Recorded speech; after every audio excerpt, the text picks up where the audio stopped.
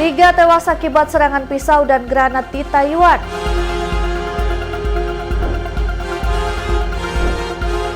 Pamet trofi berujung bentrok di Kolombia.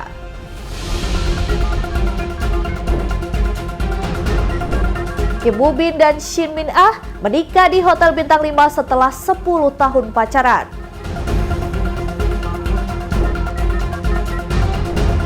Halo pemirsa, selamat datang di Mata Dunia, program yang mengupas berita dan peristiwa global dari berbagai belahan dunia. Saya Ajeng Tira akan menemani Anda berikut berita selengkapnya.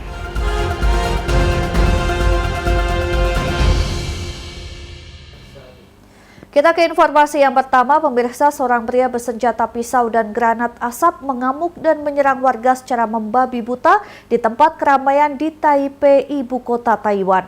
Akibat serangan ini 3 korban meregang nyawa dan 11 orang terluka. Pelaku tewas usai terjatuh dari gedung pusat perbelanjaan.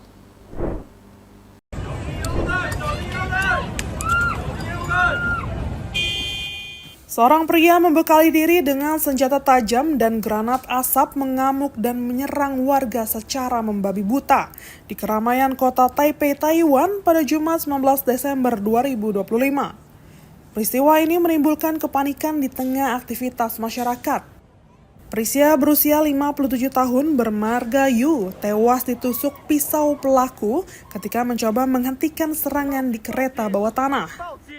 Penyerang diketahui bernama Chang Wen, berusia 27 tahun, melempar granat asap dan menyerang menggunakan pisau, menewaskan sedikitnya 3 korban jiwa dan melukai sebanyak 11 orang. The Straits Times melaporkan Yu berupaya menghentikan aksi Chang, namun akhirnya tertusuk dan meninggal dunia. Menurut Rumah Sakit Universitas Nasional Taiwan, Yu mengalami luka sedalam 5 cm, menembus dari paru-paru kanan hingga arteri kiri jantung. Keluarga Yu akan menerima dana sekitar 2,6 miliar rupiah melalui skema asuransi Taipei Rapid Transit Corp. Usai serangan, pelaku naik ke lantai atas gedung dan terjatuh dari lantai 6 saat aparat melakukan penanganan. Chang Wen dinyatakan tewas di rumah sakit. Penyelidikan mengungkap pelaku sempat masuk daftar pencarian orang karena tidak melaporkan diri untuk latihan militer cadangan pada November 2024. Presiden Taiwan, Lai Ching-te, akan memastikan aparat penegak hukum merespon gangguan dengan cepat. Pemerintah Taiwan menegaskan akan meningkatkan keamanan di area publik dan melakukan investigasi menyeluruh atas insiden ini.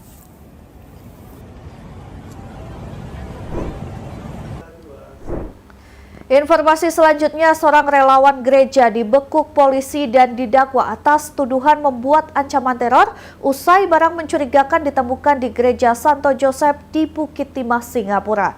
Pelaku dijerat Undang-Undang Anti Terorisme dan menjalani sidang dakwaan.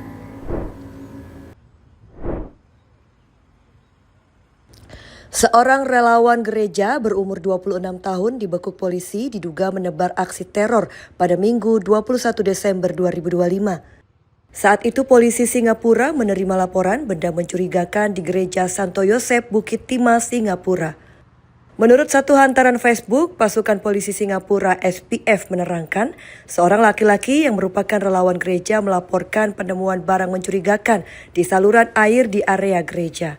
Selanjutnya, polisi mengamankan lokasi dan mengevakuasi wilayah di sekeliling gereja serta menghentikan akses publik sebagai langkah keselamatan.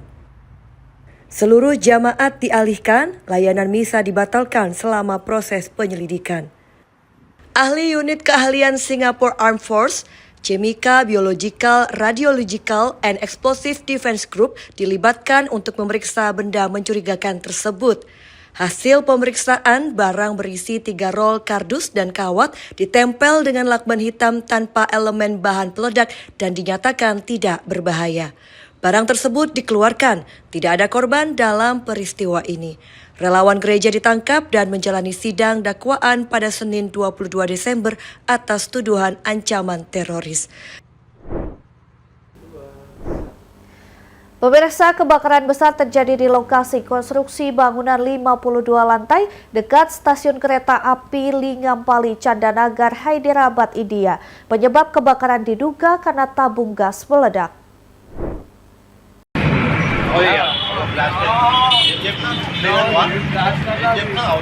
Kebakaran besar terjadi di lokasi konstruksi gedung tinggi 52 lantai di Candanagar, Hyderabad, India pada Kamis 18 Desember 2025. Sebelum kebakaran, tabung gas berada di gubuk temporer pekerja meledak dan menyulut api menyebar dengan cepat. Peristiwa ini memicu kepanikan warga dan petugas darurat bereaksi dengan cepat.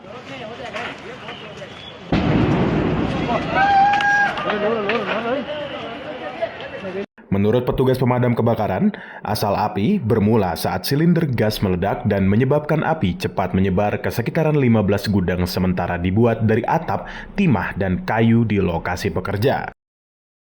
Petugas damkar dari beberapa pos termasuk Gachibowli, Madapur, dan Patancheru dikerahkan ke tempat kejadian usai menerima laporan. 2 jam kemudian, nyala api berhasil dikendalikan. Kebakaran menyebabkan kerusakan signifikan di area gudang sementara.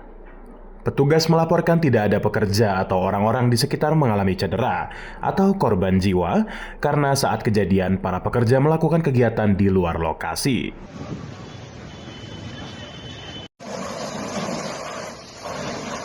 Lima jam kemudian, petugas damkar memastikan api benar-benar padam dan kembali ke posko. Polisi setempat menyelidiki kasus untuk menentukan penyebab pasti ledakan dan kebakaran. Ya, sedikitnya 59 terluka akibat bentrok penggemar sepak bola selama pertandingan final Piala Colombia di kota Medellin. Aksi pamer trofi kubu Atletico Nacional diduga memantik kemarahan pendukung tim Deportivo Independiente Medellin hingga berakhir ricuh di lapangan Stadion Atanasio Girardot.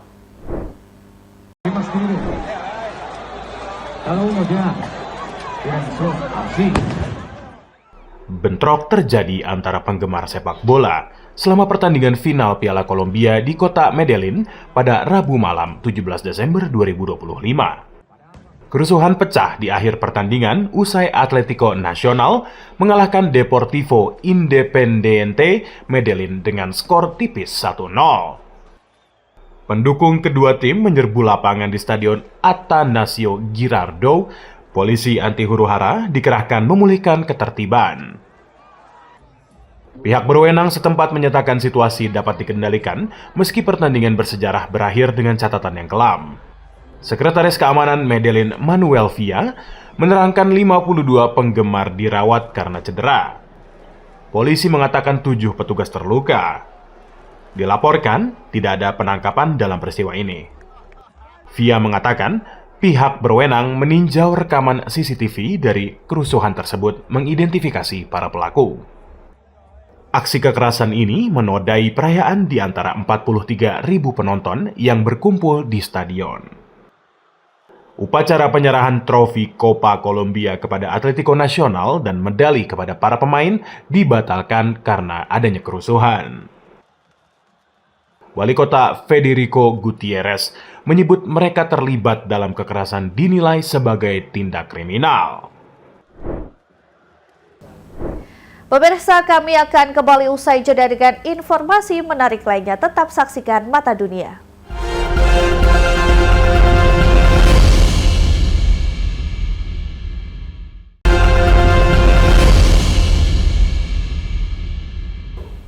Anda kembali menyaksikan Mata Dunia. Pemirsa, badai disertai hujan deras melanda jalur Gaza menelan belasan korban jiwa. Kondisi ini memperparah krisis kemanusiaan. Sudah berlangsung sejak lama akibat perang Hamas dan Israel. Sejumlah rumah, tembok, dan tenda pengungsian runtuh di jalur Gaza sejak badai Byron menerjang wilayah yang hancur akibat perang Hamas dan Israel lebih dari 2 tahun lamanya.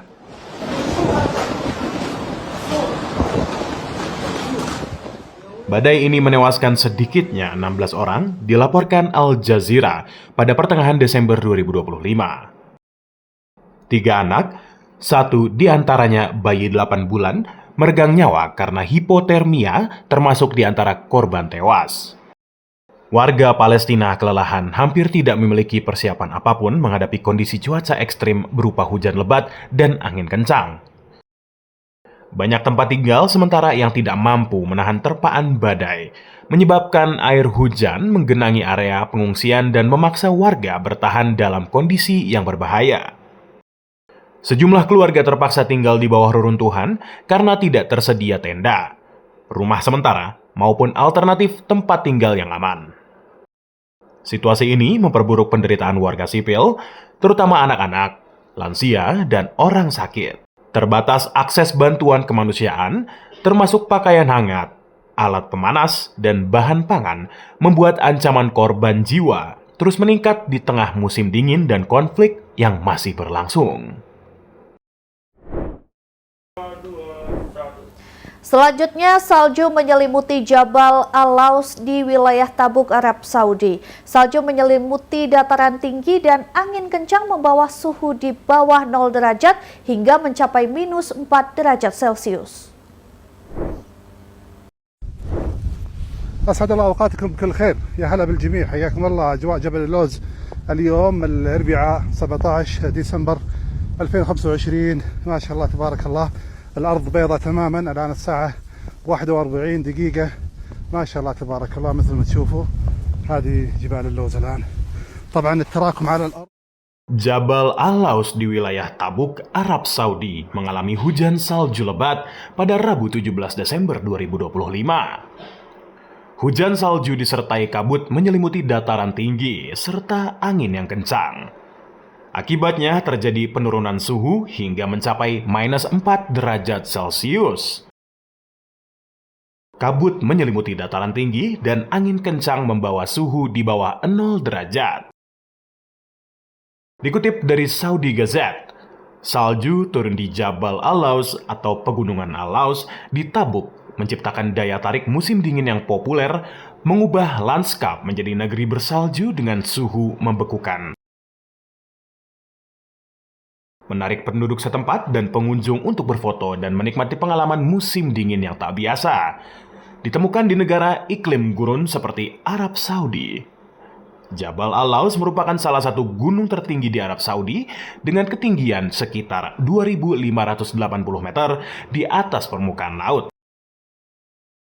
Gunung Al-Laus, yang berarti Gunung Almond, dikenal sering tertutup salju setiap musim dingin lantaran suhu ekstrim di dataran tinggi wilayah barat Laut Saudi. Beralih ke kabar lain, pemirsa, G-Dragon membuat penggemar takjub lantaran memberikan hadiah emas batangan 24 karat kepada staf turnya yang terciduk sedang pacaran. Momen tersebut terjadi saat pesta usai konser tur Ubermensch dan viral di media sosial.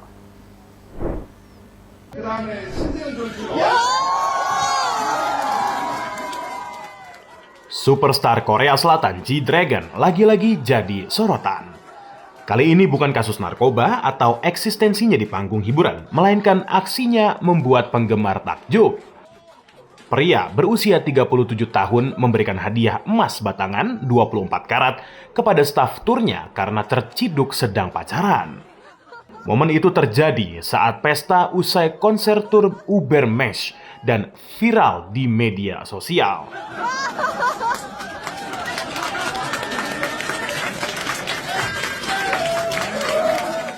Dalam kesempatan ini, G-Dragon memberikan restunya. Aksi seperti ini bukan kali pertama yang dilakukan oleh G-Dragon.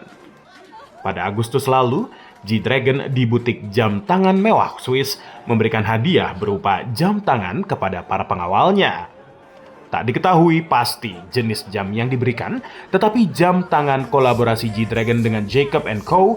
hanya diproduksi sebanyak 8 buah dengan harga jam tangan itu mencapai 1,2 juta dolar Amerika Serikat atau sekitar 20,1 miliar rupiah. Sebelumnya, G-Dragon menghadiahkan perhiasan mewah kepada para penari latarnya. Perhiasan diyakini sebagai bagian dari kolaborasi antara mereknya sendiri, Peace Minus One dan Jacob & Co. Kalung hasil kolaborasi dibanderol seharga $1.442 Amerika Serikat atau sekitar 24,1 juta rupiah.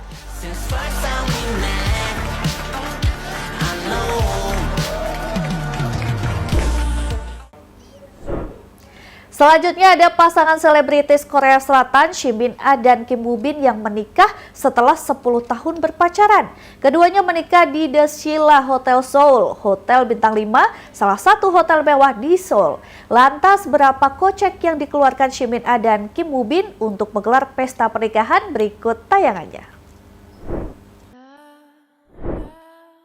Kabar bahagia datang dari pasangan aktor Korea Selatan Min Ah dan Kim Woo Bin.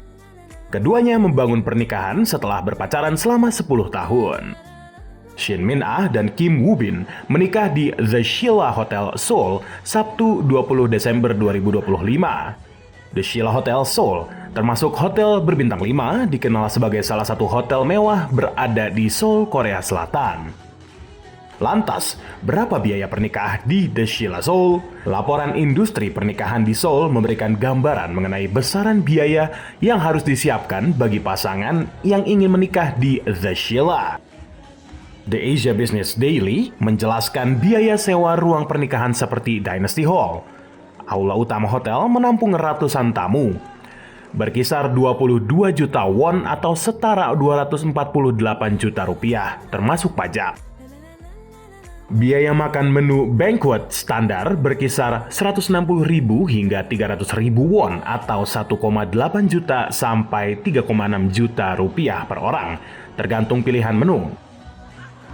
Biaya bunga dimulai dari 30 hingga 40 juta won atau 330 hingga 480 juta rupiah untuk dekorasi dasar. Namun tidak jarang mencapai puluhan atau bahkan ratusan juta won tergantung desain dan skala dipesan. Angka tersebut belum termasuk biaya lain seperti gaun pengantin, souvenir, dokumentasi, dan kebutuhan pendukung yang lain. Dilaporkan oleh Financial Express, The Sheila Seoul tercatat pernah menjadi lokasi pernikahan sejumlah selebritas Korea Selatan. Di antaranya adalah aktris Jun Ji Hyun, pasangan aktor Jang Dong Gun, dan Ko So Young.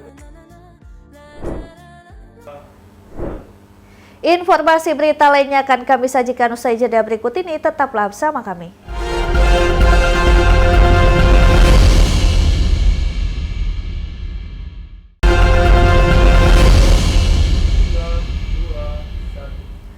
Terima kasih Anda masih bersama kami, pemirsa. Sudan, negeri piramida di Afrika Timur Laut, menyimpan harta karun sejarah tak banyak diketahui dunia. Bukan hanya warisan Nubia kuno, Sudan juga dikenal sebagai negara Muslim dengan mayoritas penduduk memeluk Islam. Seperti apa keindahan Sudan? Berikut tayangannya untuk Anda.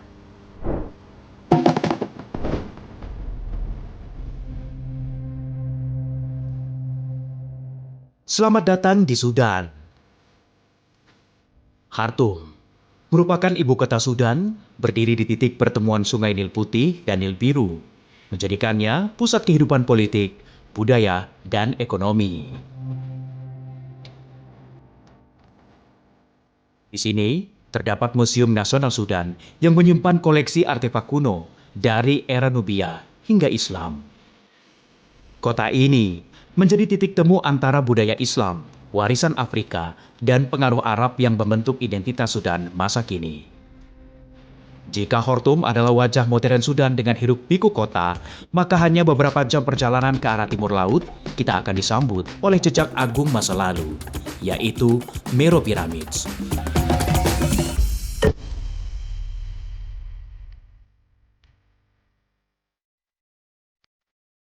Meroe adalah pusat pemakaman kerajaan Kos. Lebih dari 100 piramida berdiri megah di padang pasir, menjadi saksi bisu kejayaan Nubia ribuan tahun lalu. Uniknya, piramida di Meroe berbentuk ramping dan curam yang berbeda dengan piramida di Mesir. Kini situs ini telah diakui UNESCO sebagai warisan dunia.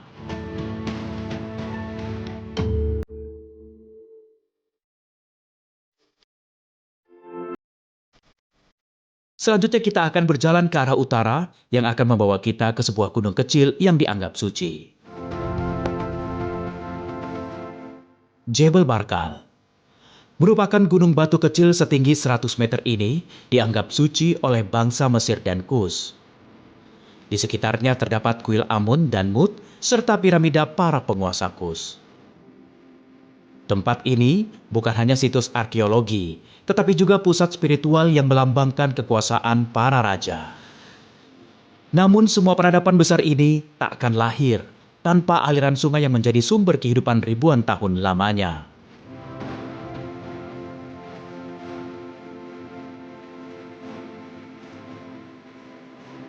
Sungai Nil merupakan nadi kehidupan Sudan. Mengalir dari pedalaman Afrika hingga ke Mesir, sungai ini telah menopang peradaban selama ribuan tahun lalu. Di sepanjang tepian Nil, berdiri kota-kota kuno, kuil, dan ladang yang hingga kini memberi kehidupan bagi masyarakat Sudan. Tak jauh dari Nil, Anda dapat melihat kuil Soleb yang sering dijuluki sebagai Luxornya Sudan.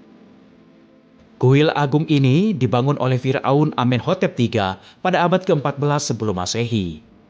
Kuil ini didedikasikan untuk Dewa Amun.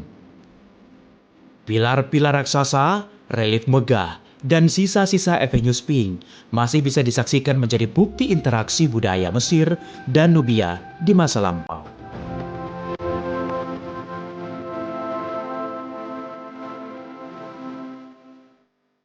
Sudan, dengan identitasnya sebagai negara Muslim dan dengan segala peninggalan arkeologinya, adalah harta karun sejarah yang belum banyak terungkap ke dunia. Dari piramida Meru hingga kuil Soleb, setiap situsnya bercerita tentang peradaban yang pernah berjaya di tepian Nil. Sebuah destinasi yang patut untuk lebih dikenal dan dijaga.